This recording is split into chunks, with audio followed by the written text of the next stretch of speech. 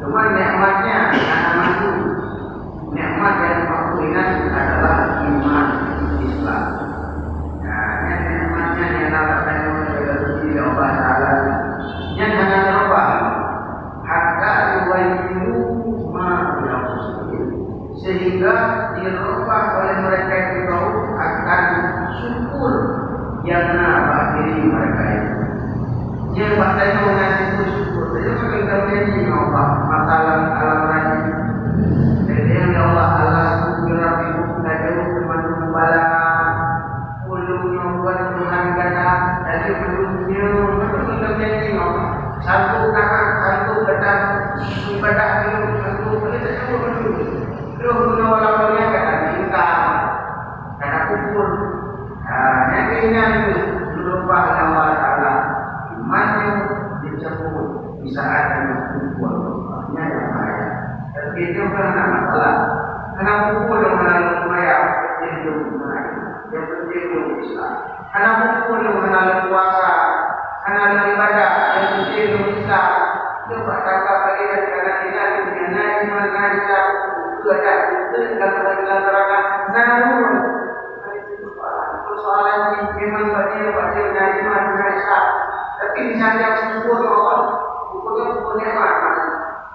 Ada syukurnya mana? Ada daripada, ada dipakai doa. Yang imannya bagi Allah, jauh imannya. Anak kita pun sehat, kita pun berbeda. Bisa apa? Bisa bisa menerapkan, bisa nyambung kabar pun tidak awal dari iman. Bukan yang berbeda. Itu yang berbeda. Yang dia upayakan itu nikmat yang akan ini Allah yang membuat iman dan Islamnya boleh keselamatan dan cara kekarobah syukur jangan bertanya menjadi kekarobah karena jangan bertanya menjadi ingat dan keras kepala. Itu berbeda. Jauh ada apa ada mana yang bukan terjemahan yang bagus. Allah Taala yaitu Maha Pemeliharaan yaitu Maha Bersih. Allah Taala akan berubah nanti berubah olehkan dengan kaum yang berubah dengan sendirinya yang bermakna yang tafsir makna terjemahan yang bagus. Jadi nanti berubah yang tafsir. Yang akan berubah oleh Allah Taala tidak berubah dalam keadaan Allah dan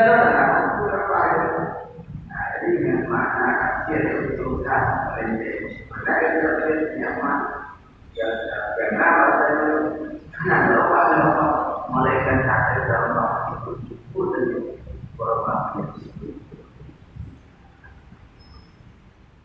ya mereka yang aja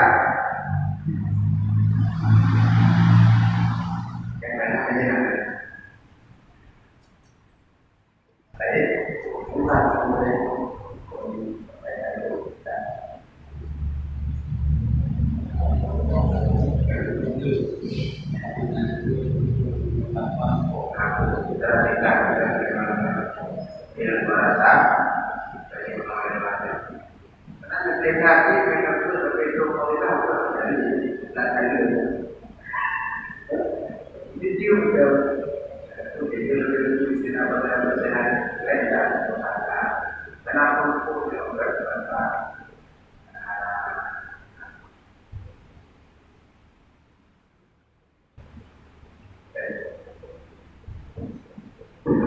selanjutnya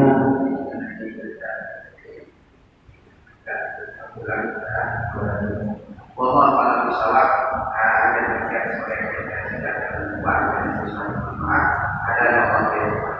Assalamualaikum warahmatullahi wabarakatuh.